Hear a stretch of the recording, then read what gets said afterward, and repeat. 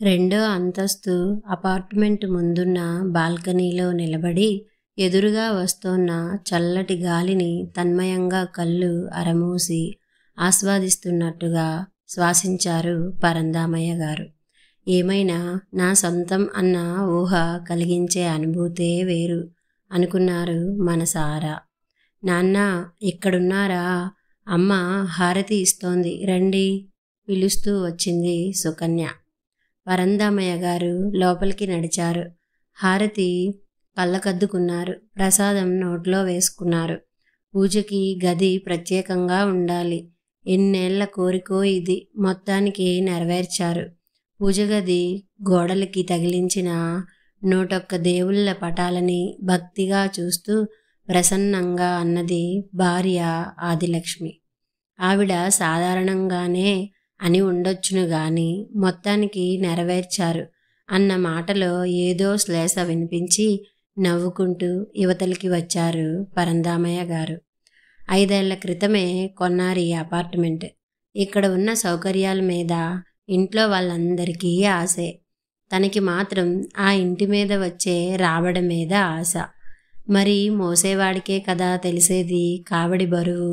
మొత్తానికి తన చేత అనిపించి ఆదిలక్ష్మి ఈ ఇంట్లో పాల పొంగలి పెట్టడానికి 5 ఏళ్ళు పట్టింది. అందుకే ఆ చెనుకు. నాన్న ఇటు చూడండి. సుకన్య పిలుపు విని అటుగా చూశారు. ఆ హాలు పడమటి వైపున కిటికీ పక్కగా తన పడక్కుర్చీ. ఎప్పుడో తను చదువుకునే రోజుల్లో తండ్రి తన కోసం ప్రత్యేకంగా చేయించిన ఆ పడక్కుర్చీ అంటే తనకు అభిమానం. అద్దె ఇళ్లల్లో దాన్ని వాల్చడానికే చోటు లేదని తనెప్పుడూ విచారిస్తూ ఉండేవాడు. ఇప్పుడు దాన్నిక్కడ తెచ్చిపెట్టి ఇల్లు మార్చటం వల్ల మీ కోరిక కూడా తీరింది చూశారా అని తనని ఖుష్ చేయాలని చూస్తోంది పిచ్చిపిల్ల. సుకన్య వంక ఆపేక్షగా చూసి నవ్వారు పరంధామయ్య గారు. భార్య కూతురు కలిసి తెచ్చిన సామాన్లన్నీ విప్పి సర్దుకుంటుంటే సావకాశంగా పడక్కుర్చీలో వాలి చూడసాగారు. సెకండ్ హ్యాండ్దే అయినా సిటీలో పాష్ లొకాలిటీలో అంత పెద్ద హై క్లాస్ అపార్ట్మెంట్ కొనటమంటే పరంధామయ్య గారి లాంటి తెలుగు మాస్టార్కి తాహతకు మించిందే. అయినా సాధ్యపడింది అంటే కాలం అప్పుడు ఆయనకి కలిసి వచ్చిందనుకోవాల్సిందే. అప్పట్లో ఆయనకి అన్నగారికి కలిపి పిత్రార్జితమైన మామిడి తోట కొంత ఉండేది. అన్నగారు దీర్ఘవ్యాధితో మంచం పట్టి అప్పుల పాలై తోట అమ్మేద్దాం పరందామా అన్నాడు. సరేననక తప్పలేదు. అదృష్టవశాత్తు ఆ సమయంలో అక్కడ రియల్ ఎస్టేట్ వాళ్ళు ప్లాట్లు వేస్తుండటంతో తోట ధర బాగా పలికింది. తన వాటా పైకం అనుకున్న దానికంటే కొంత ఎక్కువగానే చేతికొచ్చింది. కానీ ఏదో వెలితి.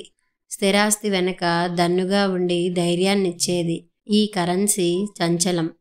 డబ్బు చూసేసరికి ఆదిలక్ష్మి పలకసర్లు చేయించుకుంటానంది. అబ్బాయి కంప్యూటర్ అన్నాడు. అమ్మాయి మరేదో కోరింది. ఇలాగే కరిగిపోతుందేమో అని క్షణక్షణము భయమే. అలా కాకముందే ఏదో చెయ్యాలి అని తీవ్రంగా ఆలోచిస్తున్నప్పుడు తన సహా ఉపాధ్యాయుడు ఈ అపార్ట్మెంట్ విషయం చెప్పాడు. ఆయన నాకు మేనమామ వరస. యుఎస్లో ఉండే కొడుకు దగ్గరికి వెళ్ళిపోతూ దీన్ని అమ్మకానికి పెట్టాడు. చాలా మంచివాడు, అత్యాశకు పోడు అన్నాడు స్నేహితుడు. కానీ ఆయన ఎంత తగ్గించి ఇచ్చినా ఆ అపార్ట్మెంట్ విలువకి తోట డబ్బు సరిపోలేదు. ధైర్యం చేసి కొంత హౌసింగ్ లోను తీసుకుని అపార్ట్మెంట్ సొంతం చేసుకున్నారు పరంధామయ్య గారు. ఆ ప్లాట్ చూసి, ఆ ప్లాట్ అందం చూసి, దాని వైశాల్యం చూసి ఇంటిల్లిపాది పొంగిపోయారు.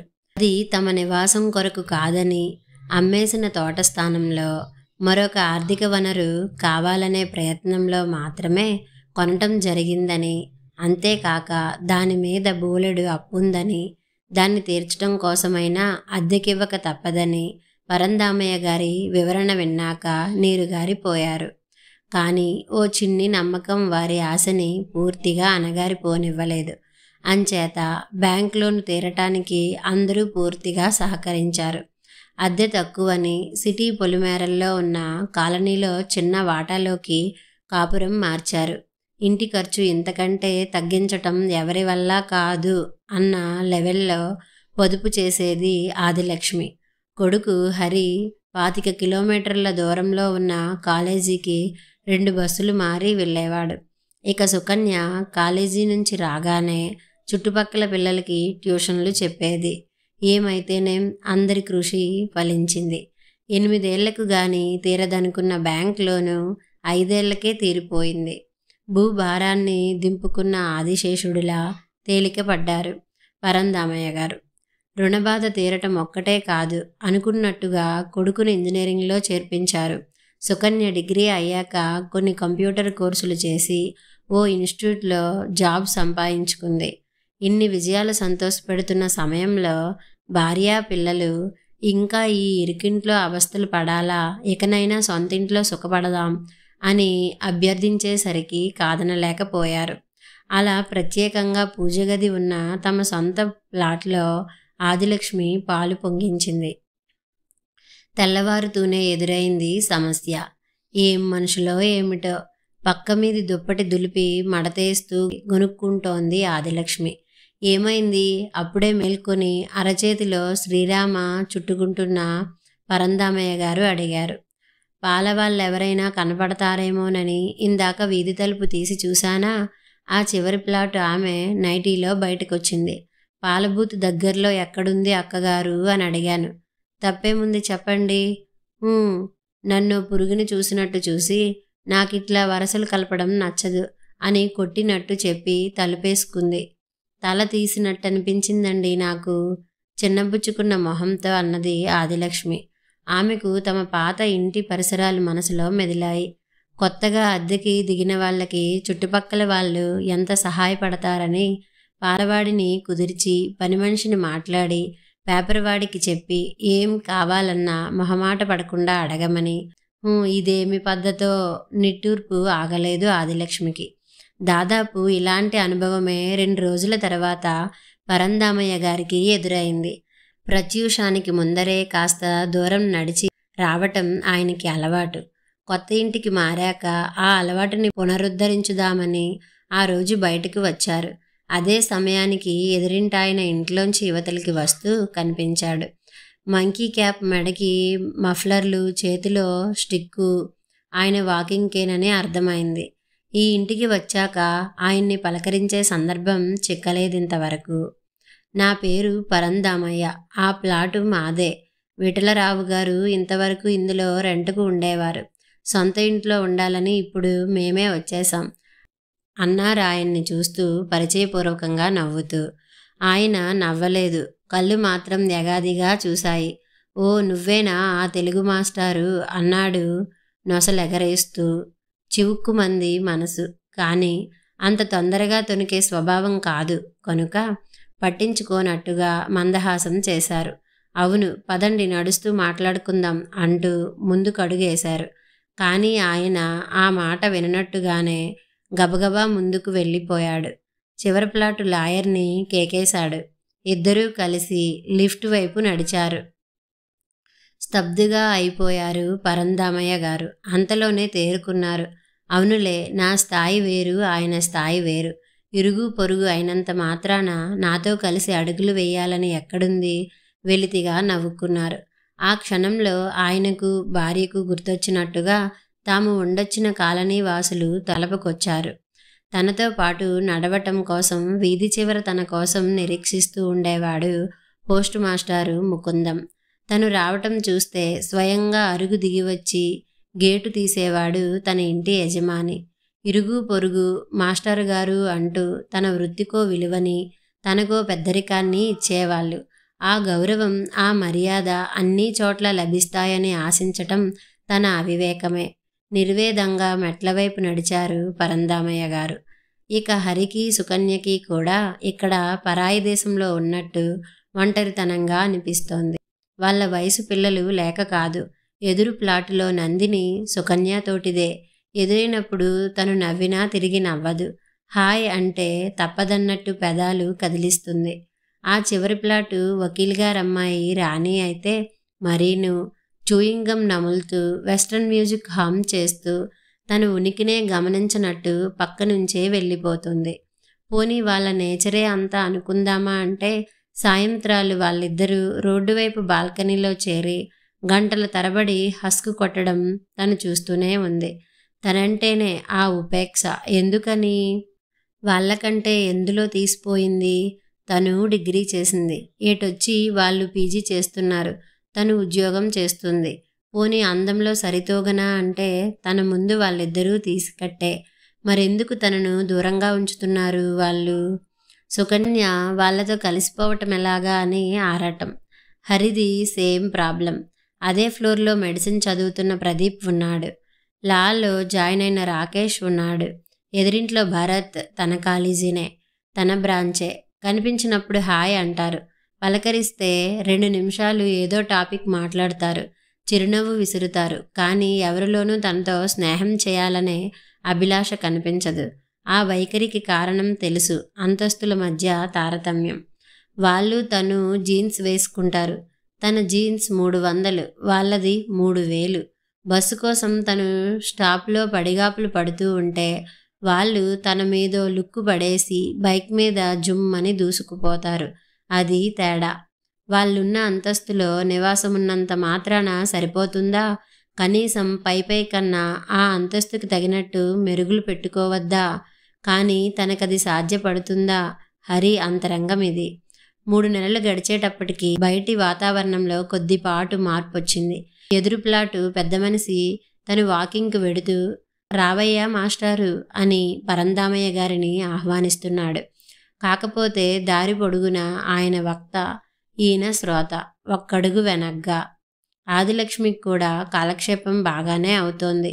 తరచూ ఎదురు ఆఫీసరు గారి భార్య వసంతో, మధ్య ప్లాటు కాంట్రాక్టర్ గారి మిస్సెస్ అపర్ణో పిలుస్తూ ఉంటారు. వాళ్లకు రాని కూరో పిండి వంటో ఎలా చేయాలో చూపించమని. పొంగిపోతూ వెళ్ళి చూపించటం కాదు, చేసి పెట్టి వస్తుంటుంది. అలా వెళ్లాల్సినప్పుడల్లా వసంత గారు కొత్తగా చేయించుకున్న రవ్వల బ్రాస్లెట్ గురించో, అపర్ణ గారికున్న 300 చీరల గురించో ఇంట్లో అందరి దగ్గర వర్ణించి నిట్టూరుస్తూ ఉంటుంది. లేదా వాళ్లతో పాటు షాపింగ్లకు వెళ్ళి అవసరం లేకపోయినా డైనింగ్ టేబుల్ మీద కంటూ పళ్ళు పెట్టుకునే గాజు బౌలో, షోకేసులోకి ఓ వీనస్ బొమ్మో కొనుక్కొచ్చి పరందామయ్య గారి బడ్జెట్ పెంచుతూ ఉంటుంది. ఇక హరి, సుకన్య హ్యాపీగానే ఉంటున్నారు.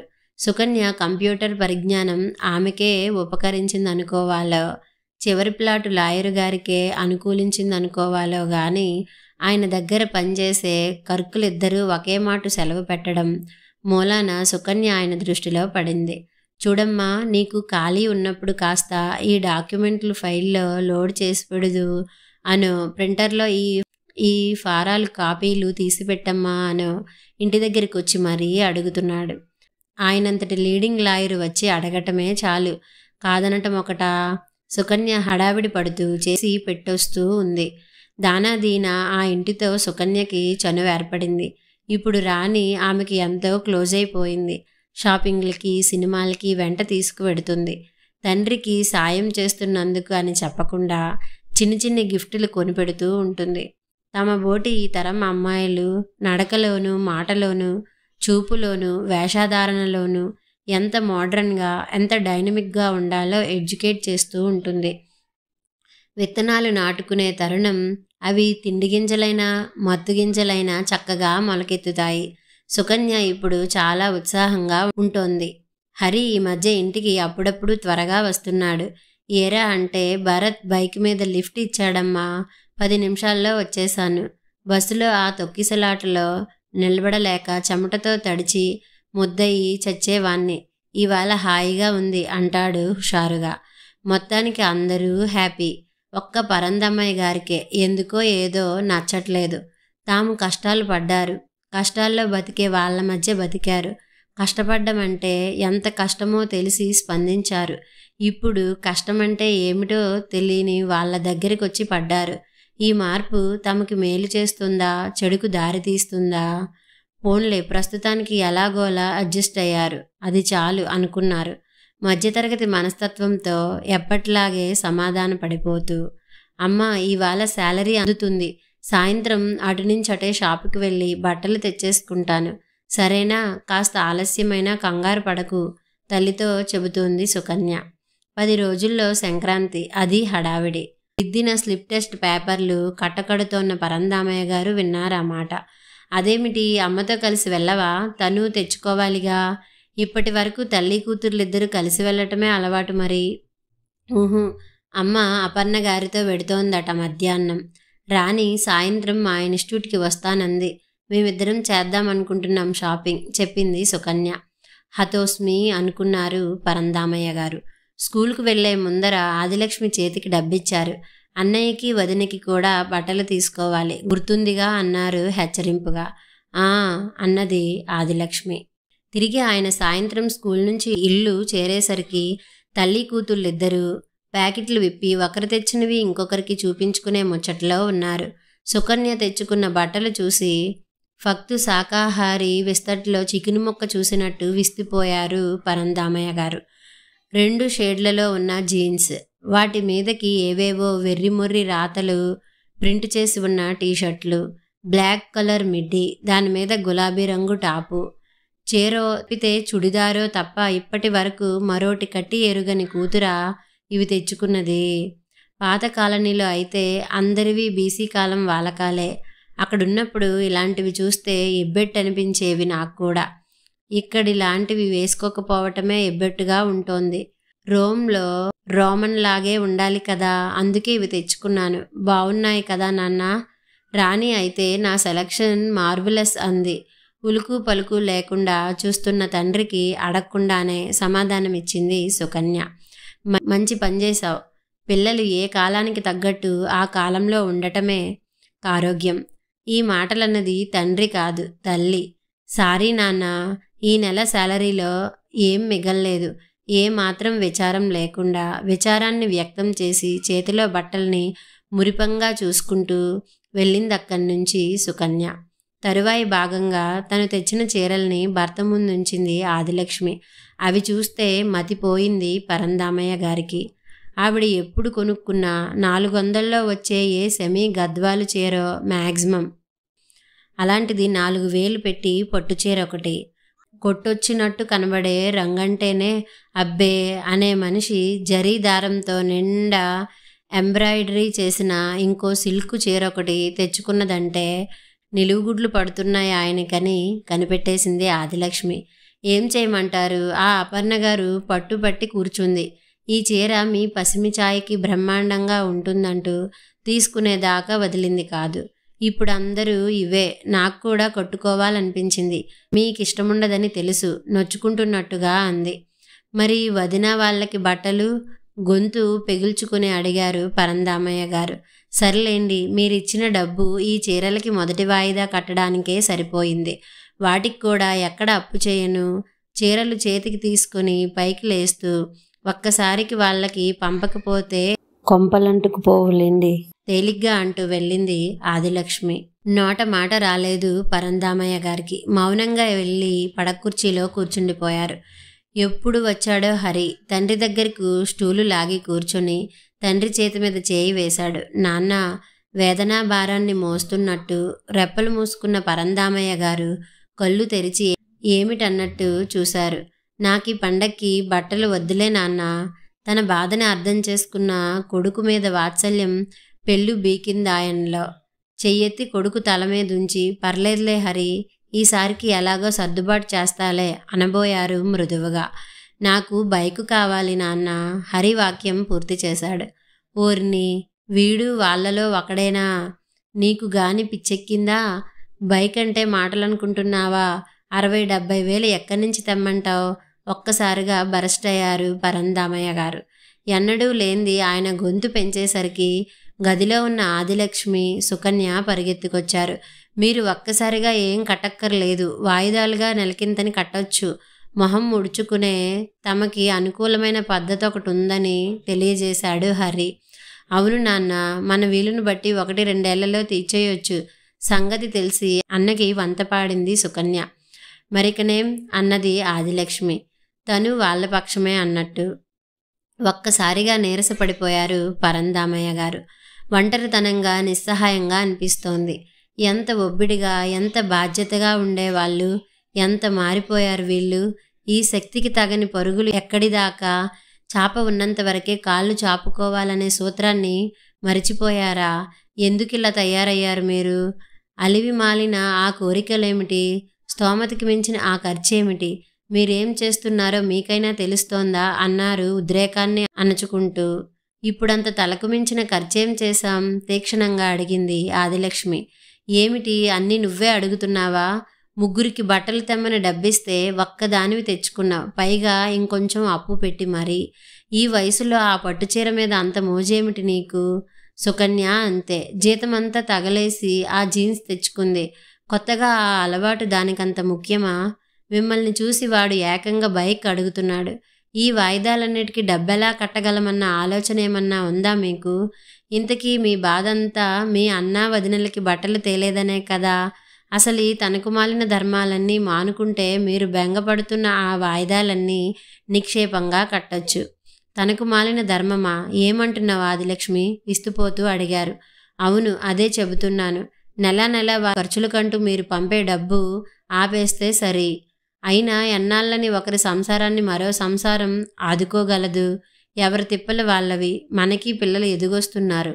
వాళ్ళ బాగోగులు చూసుకుంటే చాలిక. నోటమాట రావటం లేదు పరందామయ్య గారికి. ఒకనాడు అయ్యో వాళ్ళని మనం కాకపోతే ఎవరు చూస్తారు అన్న ఆదిలక్ష్మేనా ఈమె? ఉన్న ఒక్కగానొక్క కొడుకుని యాక్సిడెంట్లో పోగొట్టుకుని ఆ షాక్లో కాలు చెయ్యి చచ్చుపడి మంచానికే అంకితమయ్యాడు తన అన్నగారు. ఉన్న ఆస్తంతా వైద్యానికి కరిగిపోతే అప్పడాలొత్తి విస్తర్లు కుట్టి అతి కష్టం మీద సంసారాన్ని ఈదుకొస్తున్న దీనురాలు వదినమ్మకి చిరు సాయం నెలకోసారు తను పంపే మొత్తం. తన సోదర ప్రేమని, వితరణ గుణాన్ని తన భార్యాపిల్లలు ఎంతో హర్షించారు, సహకరించారు. వారి పూర్తి మద్దతు ఉండబట్టే దేనస్థితిలో ఉన్న ఆ కుటుంబానికి ఇంతవరకు ఆసరా ఇవ్వగలిగారు. కానీ వాళ్ళే ఈరోజిలా వేలగా భార్య వంక చూశారు పరందామయ్య గారు. మేము కాదు, ఇక మీరే మా మాట వినాలి అన్నట్టు చురుగ్గా ఓ చూపు విసిరి గదిలోకి నిష్క్రమించింది ఆదిలక్ష్మి. ఆ మరుసటి రోజు పరందామయ్య గారితో అందరూ ముభావంగానే మసలుకున్నారు.